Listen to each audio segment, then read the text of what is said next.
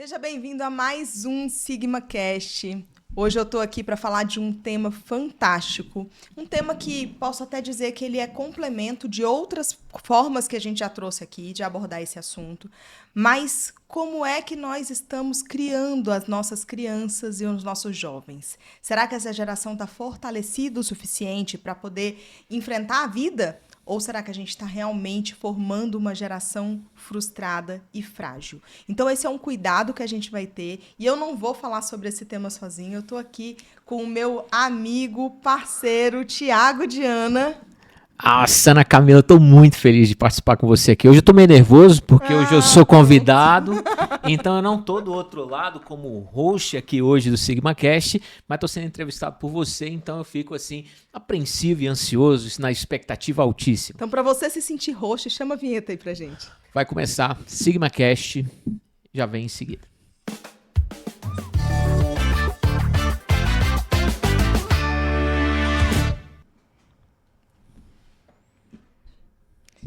Tiago, vamos falar sobre esse tema sério. Vamos Você olhar viu pra que eu esse tema. até mudei aqui, né?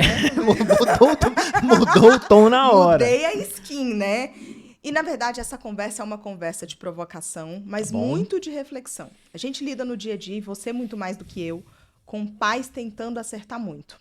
E até onde esse acerto, ou essa tentativa de acerto, ela também leva a uma superproteção que vai levar a esses jovens e crianças frágeis. Eita, essa pergunta é boa demais. E eu acho que ela atende muito ao nosso público. Seja os próprios estudantes, sejam as famílias e ainda os professores que acompanham essas crianças. Mas vamos lá, vamos dividir isso por parte. Primeiro ponto, os pais eles ficam tentando fazer o melhor deles o tempo inteiro. Então, você pai, você mãe, que está acompanhando o nosso programa, a gente sabe que você está tentando fazer o seu melhor. E que você talvez esteja sendo também pai ou mãe pela primeira ou pela segunda vez.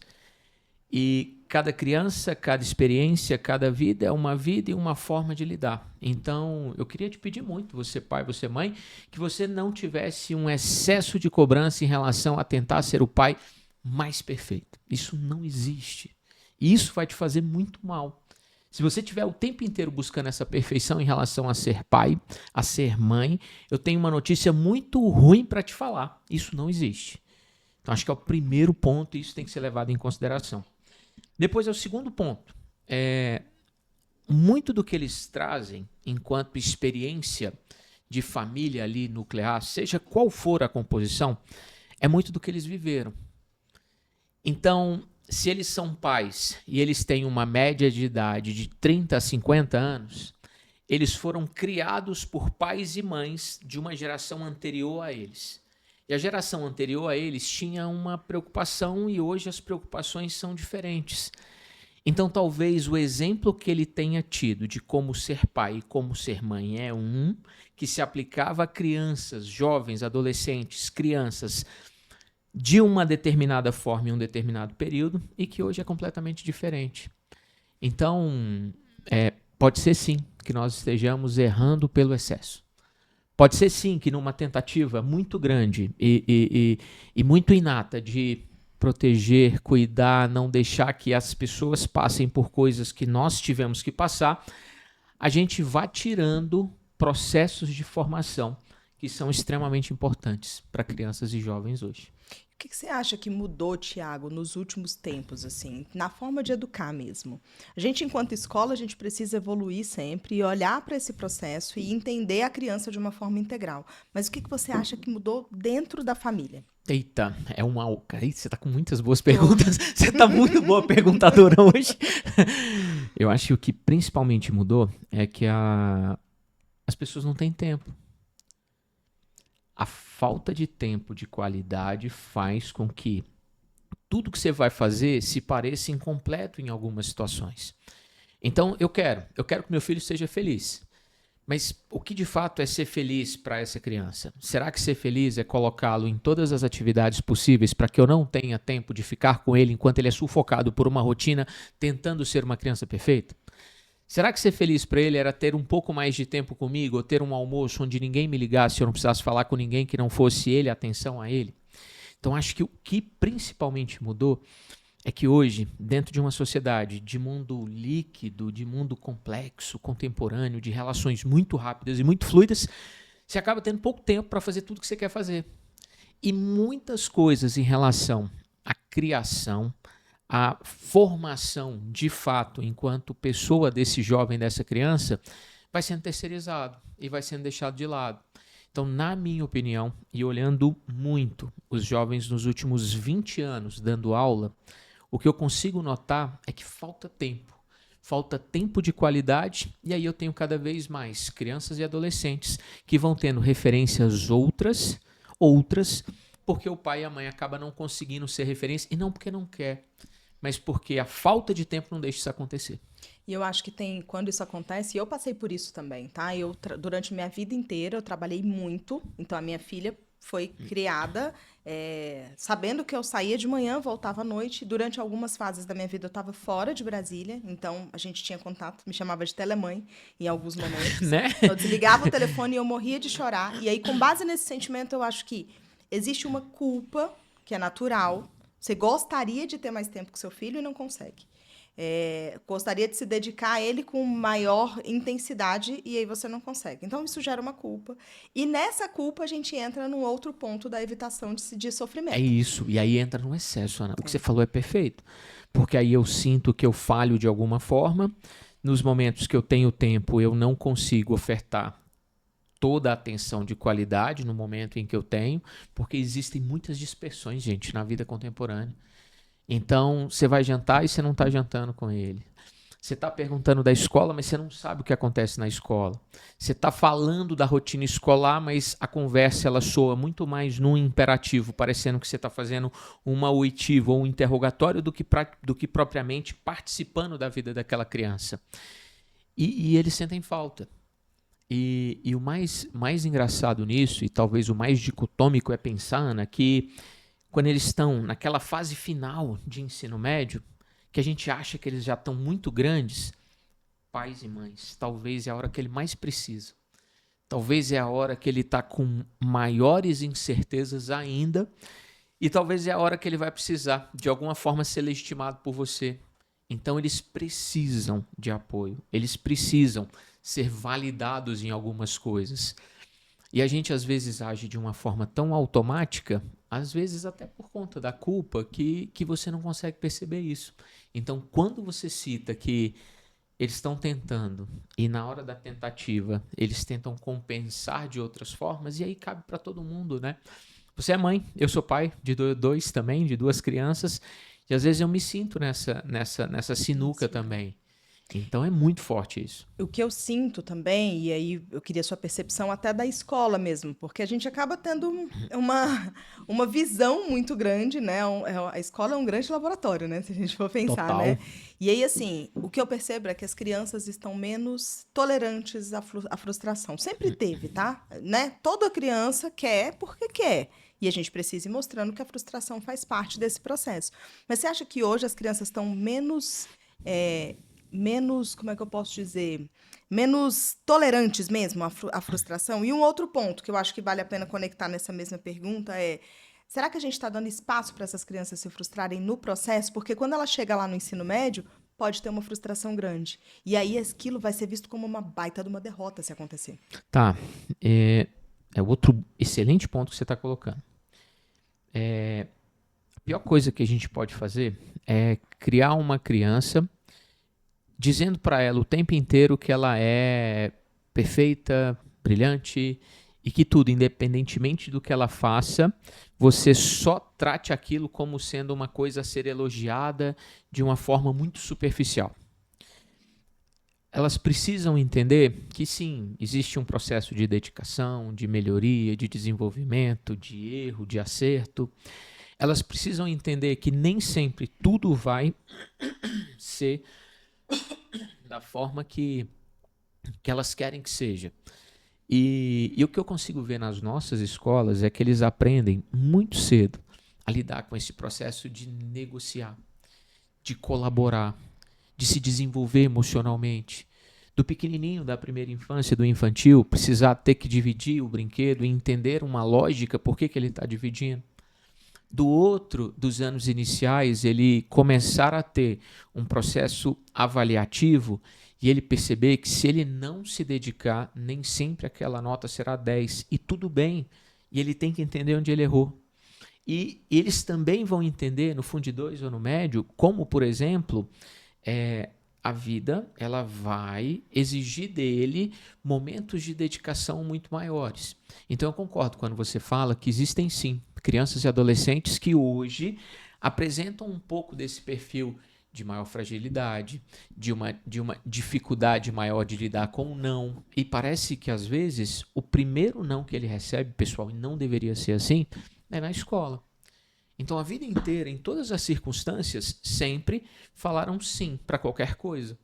E aí você vai tendo uma criança, um jovem que é moldado e forjado sem uma ideia clara de limite, sem uma ideia clara de uma convivência mais pacífica e harmônica. E isso pode ser um problema. Então, quando você fala que o jovem ele tem essa dificuldade, tem sim. Por exemplo, lá, eu reparo muito isso lá no médio. O cara da primeira série, eu dava aula na primeira série no ano passado, às vezes ele pega uma prova e ele tem uma expectativa alta, porque eles sofrem muito com nota ainda. Então ele tem uma expectativa alta com a nota, a expectativa não se confirmou, ele nem quis saber onde ele errou. Foi tão duro para ele perceber que ele não tirou o que ele queria, que sabe o que ele fez com a prova? E jogou fora. Mas o erro era a chance dele entender onde ele errou, ele vai melhorar, aquilo vai se tornar uma aprendizagem significativa, ele não vai errar aquilo mais nunca. Mas como ele não quis se deparar com aquele erro, ele deixou aquilo para lá. É como se doesse, dói um pouquinho, eu fujo dessa dor porque eu não consigo encarar que eu não consegui fazer uma determinada questão. Uma outra coisa que é muito simbólica e que eu acompanho muito porque eu dou aula para a terceira série é no processo, Ana, de escolha de cursos. Hoje, por exemplo, abriram as inscrições do Enem. Está aberta a partir de hoje. Como eu fui falar disso na minha aula hoje de manhã, eu acabo entrando também num processo de já definiram os cursos? Quem quer fazer medicina? Ninguém levantou a mão. E é incomum, porque toda sala tem alguém que quer fazer medicina. Mas na maioria das vezes, quando você procura quem quer fazer medicina, em geral ele não consegue se autodenominar esse candidato. Porque quando ele fala que vai fazer medicina, recai sobre ele. A régua vai lá em cima. A régua vai lá em cima. E a pressão é tão grande que ele não quer lidar com aquilo. Quando você conversa com esse cara, essa mesma pessoa, sozinho, ele te fala que o sonho dele é medicina, que ele tem sonho em relação a isso. E às vezes, e aí, pessoal, ajudem seus filhos em relação a isso. Tem gente disposta a diminuir o sonho e não aumentar o esforço. Para se encaixar também na média, né? Isso, assim, não vou para esse lugar, não vou aguentar essa frustração, e se não der certo, em geral não acontece na primeira vez. A porcentagem de quem passa direto ainda é pequena. A gente está falando em Brasil, a gente está falando numa competitividade muito alta. Então, quando você fala desse processo de sofrimento, frustração, de maior fragilidade, de uma sensibilidade maior, assuntos assim, você tem toda a razão. Isso tem acontecido. Pagar o preço, né? Eu acho que é pagar o preço. Assim, quando a gente fala dessa fragilidade, é quem está disposto a pagar esse preço. A gente está criando essa geração disposta a pagar esse preço. Porque daqui a pouco o mundo vai ter necessidades que a gente não sabe quais são. Então, os nossos jovens de hoje vão estar nesse mundo. Talvez a gente não esteja, talvez sim, mas eu acho que o ponto é, eles precisam estar mais preparados. E eles têm muita informação, eles têm eles conseguem estar conectados muito rápido. Eu vejo a Ana Mel pega meu celular, ontem ela tirou 1000 fotos. Desenrola. Eu comprei a tal da garrafinha lá de tirar foto. Ela botou, como faz, né? Então, assim, a desenvoltura para eles é muito mais fácil. A gente precisa aprender, vai cair e tudo mais. Não, eles já são muito mais desenvoltos nesse processo.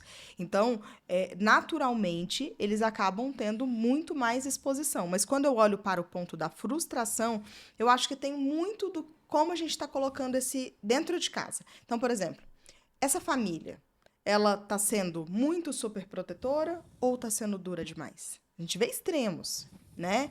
E é difícil encontrar essa linha do meio, por mais que a gente tente ser pais perfeitos e, enfim. Eu sei que eu já fui muito dura, por exemplo, com a Bia. Teve uma vez que eu coloquei ela para lavar louça 1 ano. Direto, ó. É que tá aqui, é seu, Hoje essa ela missão odeia. é sua. Hoje ela odeia. Criei um trauma na criança, hoje ela odeia. Então, assim, tem momentos que a gente pesa a mão demais. E tem momentos que a gente super protege demais. Então, eu queria que você trouxesse para mim um pouco dessa sua visão em relação a aonde é essa linha do meio e Tá bom. como não errar, né? Eu acho que a grande tentativa é buscar esse equilíbrio. A melhor forma de buscar equilíbrio é mostrando para o seu filho e para sua filha que você também não é perfeito. Sabe quando a gente fala daqueles livros que mostram o poder da vulnerabilidade? Sabe quando a gente fala que isso gera uma conexão muito real e aproxima? Você vai ter que abrir essa guarda com seu filho em algum momento. Ele tem que entender que você também é uma pessoa que carrega um monte de dúvidas, que carrega um monte de incertezas, mas você, como um adulto que está vivendo e que está tentando e que está também desenvolvendo outras pessoas, que você está se esforçando para ser a sua melhor versão. Então tem muitos pais e muitas mães que não conseguem uma conexão real com seus filhos porque eles tentam mostrar algo que não existe. E se aquilo não é real e não existe, a conexão com o seu filho e com sua filha não vai acontecer. Pessoal, criar uma criança, desenvolver uma criança, um adolescente, um jovem, acompanhar de verdade, dá muito trabalho.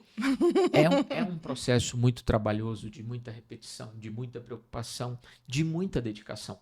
E manter esse equilíbrio, minha primeira opinião seria mostrar que você também não sabe tudo. Ter bons exemplos em relação a práticas e rotinas. A gente fala isso demais. Como que eu quero que você estude, que o jovem estude, se eu não tenho rotina de estudo nenhuma? Como que eu quero que a sua troca, a sua escolha seja mais saudável e seja por livro, se você nunca me vê pegando um livro? Como eu quero criar uma pessoa que debate, se posiciona de maneira educada, se a minha tratativa com meu filho, na maioria das vezes, é uma tratativa explosiva. Porque eu guardo toda a minha melhor versão para o mundo dos adultos, o mundo corporativo, o mundo do trabalho, e aqui, onde eu deveria oferecer a minha melhor versão, aí eu sou a pessoa apressada, emergencialista, eu cobro de uma forma desproporcional. Eu falava com a Aline que tem um negócio muito engraçado que acontece com pais e que acontece muito na vida adulta assim. Vamos supor que você está recebendo uma visita na sua casa e que essa visita que você gosta muito, um casal de adultos, derramou na sua toalha novinha um suco de uva.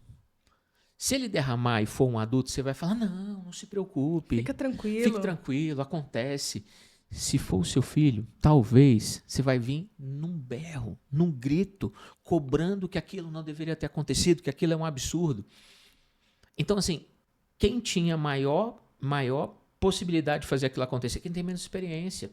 Então, a cobrança deveria ser muito mais para o adulto, porque o adulto sabia melhor lidar com aquilo do que com a criança, mas recai mais sobre essa criança. Que não tem nem habilidade motora para ter esse controle todo. Então, esse exemplo, pessoal, é só um simbólico para mostrar para a gente que é com equilíbrio, é mostrando, sim, as suas próprias imperfeições e vulnerabilidades, e é tentando o tempo inteiro, de forma transparente, mostrar o que é importante para você. Como que você lida com as coisas? Como que você deixa claro para o seu filho e para a sua filha que ele é muito importante para você? A gente acabou de sair de uma ação do Dia das Mães de pequenininhos, Ana, na nossa escola. Cara, o que foi aquilo?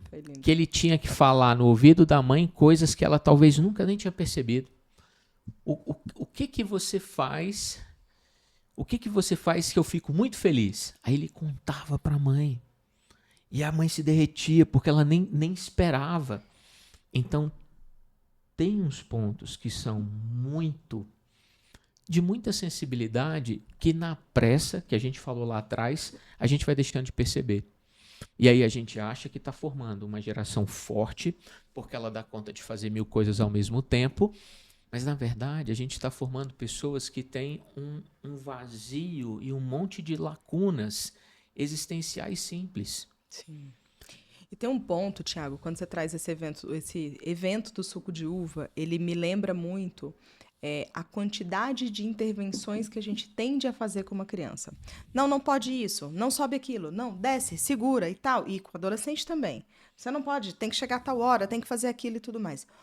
Na sua visão, o quanto isso reflete na autoconfiança da pessoa. E aí, quando eu estou falando de uma pessoa, a gente vai lidar com o mundo adulto, mas vamos pegar os alunos do ensino médio, porque eu acho que a gente acaba tendo muita visão ali do Tá que bom. acontece nessa formação toda quando chega nessa fase. Acho que tem uma. Regras são complicadas, né? Elas não podem não valer em todas as circunstâncias, mas tem uma regra que é muito forte, que é assim: se o seu filho e sua filha conseguem fazer sozinho ou sozinha, deixe ele fazer. Ah, mas não vai ficar bom, não vai ficar perfeito, não vai errar. Deixe ele fazer. É um processo dele, que ele vai aprender como melhorar, que vai gerar para ele mais segurança. Porque imagina que a primeira vez que ele tiver que fazer for lá fora. Imagina que você sempre fez tudo achando que você estava resolvendo todos os problemas e otimizando e gerando eficiência no processo de formação dele. E você acabou aleijando, e você acabou retirando, e você acabou gerando uma série de rupturas num processo que tinha que acontecer aos poucos, com base sim em acerto e erro. E eu não estou falando que você vai deixar ele se colocar numa situação de risco ou perigo. Não é isso. Mas tem pais e mães fazendo coisas muito simples e não dando a oportunidade para aquele filho, para aquela filha resolver. E eu acho que a gente perde muito com isso. Perde demais. A gente tem, por exemplo, na educação infantil, eu vejo muito isso, e nos anos iniciais também, que são os pequenininhos, né? Então, os pais tentam evitar de toda forma conflito. A gente tem, inclusive, um episódio que a gente falou de conflito aqui. Legal. E aí, principalmente olhando por essa ótica da educação infantil.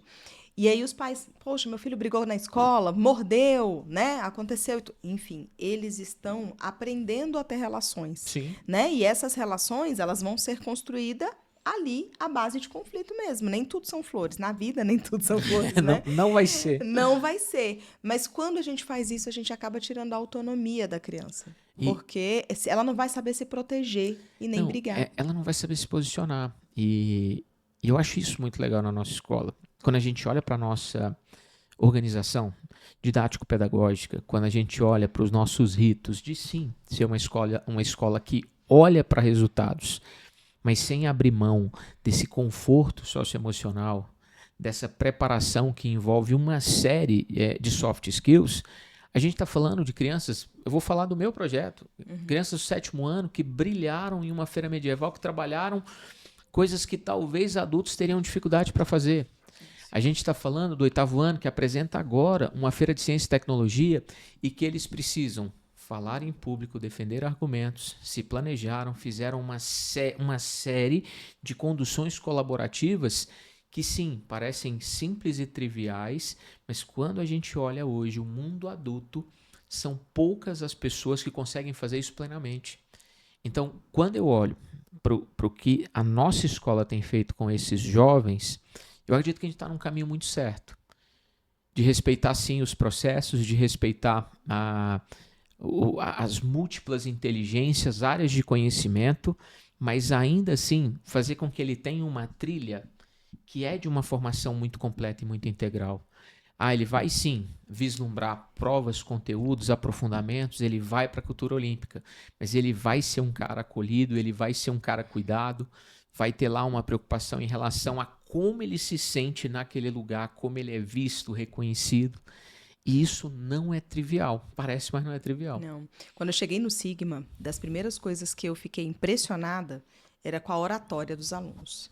A maior parte dos nossos alunos, e mesmo aqueles que têm um grau de timidez e tudo mais, eles falam muito bem.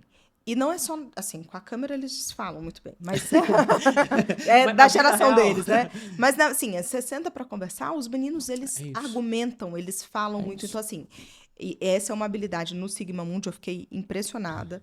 Então, acho que a gente tem vários projetos realmente que estimulam isso, e no dia a dia da escola também. Olhando ali, por exemplo, trazer o exemplo da Ana Mel, que acaba que eu trago muito, né? Assim, a gente está aqui beirando 6 meses de aula, nem isso ainda, Nem isso. né? Nem isso ainda. O nível de desenvolvimento social, isso que ela é muito sociável, mas o nível de desenvolvimento social dela é impressionante. Essa semana eu fui pegar ela para ir para a escola, aí eu dei um biscoito para ela e a mãe dela pediu um. E a mãe dela ficou em casa, né? Ela falou, a mamãe falou, me dá um. Ela falou, não. Aí passou um tempinho, ela falou assim, vovó, será que você poderia... Ela tem o poderia, eu não aguento esse poderia. Esse poderia me pega. Será que você poderia comprar mais biscoito desses? Porque eu preciso dar um para mamãe, para ela não ficar triste. E eu preciso dar para os meus amigos. Dividir com os meus amigos. Essa visão de divisão é uma visão que uma criança de 2 anos não tem. Então, assim, ela está criando, está buscando, né? Então, eu achei super interessante e foi a primeira... Porque, no geral, não, é meu. Não, né? É a fase do é meu, né? Primeiro a minha parte. Mas isso, né? Eu acho que... E validar o tempo inteiro também é muito legal. Porque na hora que ela falou... que a mãe dela pediu, aí eu falei, nossa, sua mãe gosta tanto. Eu não falei que a mãe dela ia ficar triste, né?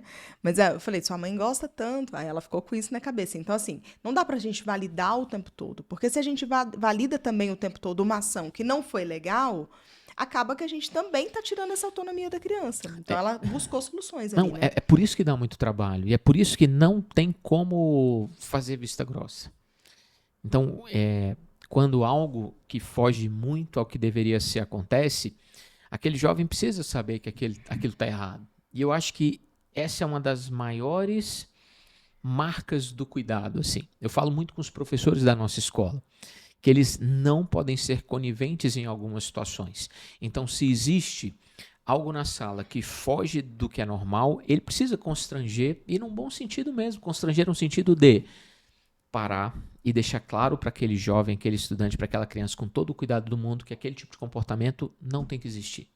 É assim que a gente vai evitar uma série de comportamentos reprováveis para a vida adulta, uma série de reproduções de violências e constrangimentos que podem acontecer e que poderiam ser cessadas se alguém, em algum momento, principalmente nesse processo de formação dele, tivesse falado assim, olha só, isso aqui que você está fazendo é completamente errado.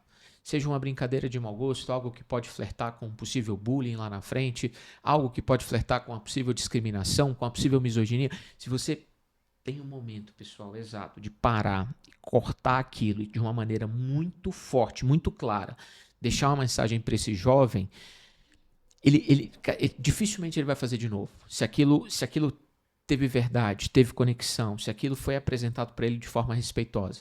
Mas você acha que eles estão com uma baixa tolerância à crítica também? Eu acho que eles têm sim uma baixa tolerância à crítica, mas isso é formado. Então, imagina que a sua vida inteira, todo mundo falou o tempo inteiro que você é perfeito. Aí, num determinado momento, você descobre que, você não é a melhor pessoa em matemática, mas você pode se esforçar para ser. Você não é a pessoa que tem todos os amigos o tempo inteiro, mas você tem amigos. Mas se cria um paradoxo tão grande, principalmente motivado, Ana, nas interações que eles têm em rede social, que é como se fosse uma dismorfia do mundo real. Então ele vê e ele enxerga, infelizmente, no algoritmo dele, no que é o feed, o For You e o que é para ele o tempo inteiro a partir do que ele curte, uma vida que ele vai achando que é perfeita daquela forma. Mas aquilo não é verdade. Só que aquela bolha é difícil de ser perfurada. Porque a vida real é diferente daquela vida digital. Então, essa pessoa talvez ela tenha essa sensibilidade à crítica e à frustração, porque o tempo inteiro ela foi incentivada a acreditar que ela era genial. E não que você não possa elogiar seu filho, mas você pode elogiar a dedicação, o esforço, muito mais do que ver um desenho que não está tão legal e falar que ele é o melhor pintor do mundo. Cuidado com isso. Isso é um problema. Eu imagino. Agora, sim, a gente trouxe a ótica dos alunos com relação à crítica, mas eu queria que você trouxesse também dos pais. Quando a gente responsabiliza um aluno, e a gente tem algumas formas, existe uma matriz disciplinar na escola. Bom. Como é que os pais tendem a se posicionar? Polêmico, polêmico. Acho que você quer me colocar numa fria, num problema daqui para frente. Não, vamos lá que esse tema é muito importante e muito sério. Quando a gente pensa que a relação é pai e filho, que é pai e filha, mãe e filho, o tempo inteiro a gente tem um viesamento, principalmente se eu não tenho o tempo inteiro que ele precisa, de ficar do lado dele para todas as coisas. E a gente é assim. Só que eu acho que o muito importante em casos assim é você ter confiança na escola que você escolheu para o seu filho. Podem sim existir excessos, mas tenta ver o posicionamento da escola. As pessoas que são profissionais e que tratam disso como profissão e que estudaram cientificamente para conhecer processos de desenvolvimento humano e de aprendizagem são as pessoas da escola. Então ninguém questiona o juiz, o médico, ninguém questiona a autoridade em segurança pública, ninguém questiona o engenheiro. Mas quando é uma decisão tomada no que diz respeito à escola, todo mundo, por ter estudado, por ter convivido em escola, acha que tem as melhores saídas. Então, assim, confia na escola que você escolheu para o seu filho. Confia nos profissionais daquela escola. Tratar os profissionais daquela escola com todo o respeito vai fazer seu filho reproduzir esse respeito. Não que o seu filho não possa ter a ampla defesa, ter todo tipo de se posicionar, de explicar possíveis maus entendidos. Mas eu acho que, às vezes, um primeiro comportamento, quando existe uma crítica e algo a ser consertado, é uma reatividade.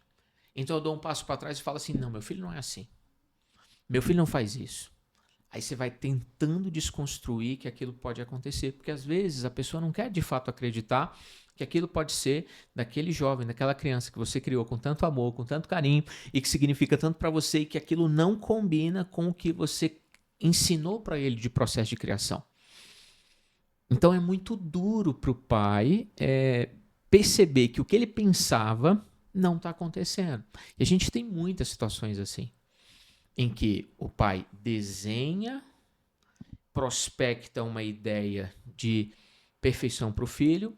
O filho, como está num processo de desenvolvimento, e a gente está falando de uma criança que vai poder melhorar muito, pode cometer deslizes, e aí a função da escola é tratar aquilo de uma forma séria, de uma forma responsável, tentando construir um senso diferente a depender do problema.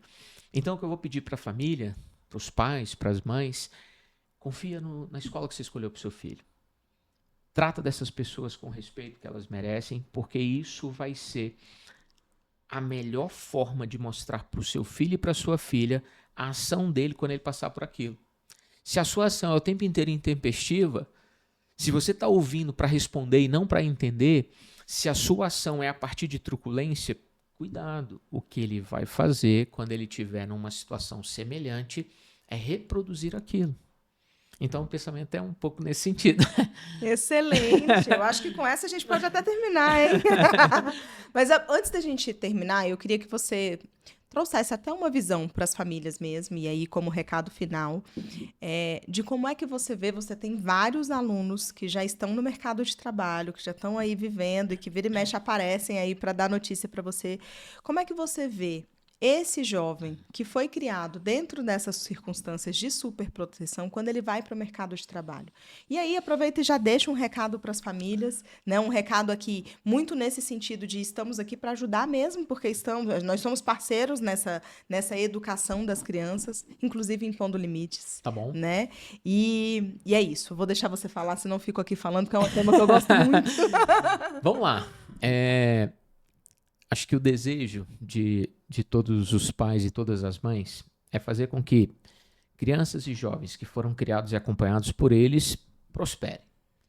Prosperem na vida pessoal, prosperem na vida profissional, vença os desafios, possa ser muito feliz. Mas uma coisa que eu queria deixar para vocês é que dá para ser feliz nesse caminho também.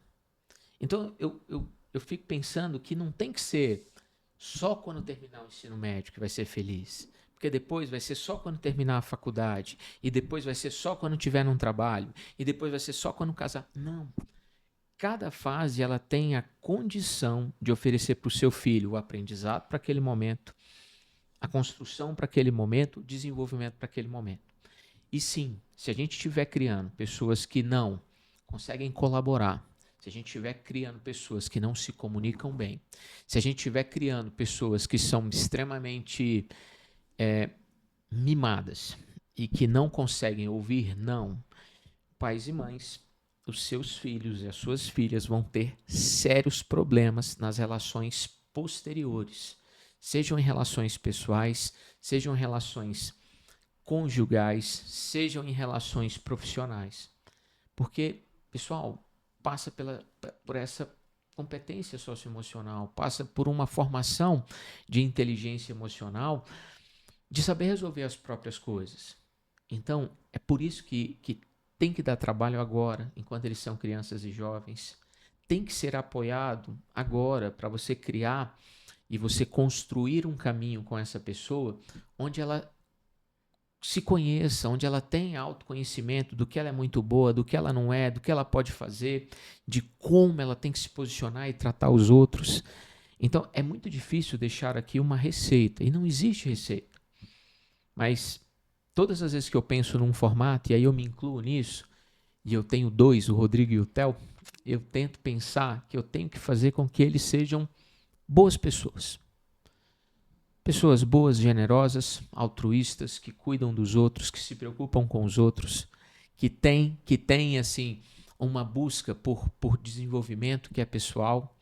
Mas um tem 2, o outro tem 8, e à medida no que eu consigo para cada idade, medidas as proporções, é o que eu tento o tempo inteiro incentivá-los. Que eles enxerguem que tem alguém com eles, que eles se sintam acolhidos na hora da dificuldade, que na hora da dificuldade ele tenha como referência você como alguém que ajuda muito mais do que alguém que briga, para que na hora da dificuldade ele não busque um auxílio ou uma palavra que vai ser de outro. Então, quando essa conexão com o seu filho, com a sua filha, ela é real, ela é genuína, e não estou dizendo que você não se preocupe. Às vezes você se preocupa tanto, mas você se preocupa tanto e você quer fazer tão perfeito, quer fazer que dê tão certo, que você não consegue ter uma conversa de mais que 5 minutos de algo que interessa a ele. Que você não consegue fazer com que ele se perceba importante porque você admira algo nele para além de uma nota. Então é assim, nesse processo de conhecer melhor o jovem, a criança, o adolescente que está com você, que a gente vai fazendo um mundo de verdade muito melhor. De pessoas fortes De e pessoas que saibam fortes, lidar com a vida. isso. E não só de pessoas felizes, porque isso. a dor, ela é inerente ao desenvolvimento humano. Não tem o que fazer. Sem dúvida. Excelente, adorei, Muito Chefia. Muito bom. de conversar com você. Precisamos fazer mais, né? Foi muito gostoso muito nosso bom. papo. Então, muito obrigada. Obrigada por estar do lado daí. Seja bem-vindo de volta, sempre que quiser. Como eu fico feliz todas as vezes que eu venho aqui. Nós estamos disponíveis lá no Spotify. A gente está também no Instagram. E eu fico feliz quando eu vejo esse programa acontecendo. A gente está passando de quantos episódios já? Cara, eu nem sei. Mais 50? Eu acho que já tá beirando 50 aí. Mais 50. Eu tenho que comemorar, quando né? Quando chegar no 100, vai ter 100 aqui em algum lugar. Vai aparecer um 100 aqui e a gente comemora. Obrigada, gente. Não esqueça de ativar o sininho aí do YouTube, se você estiver ouvindo pelo YouTube, para que você receba toda vez a notificação, tá bom? Tem um episódio novo por semana e é muito bom ter vocês aqui, por isso que a gente continua. Obrigada. Até a próxima. Tchau, galera. Tchau.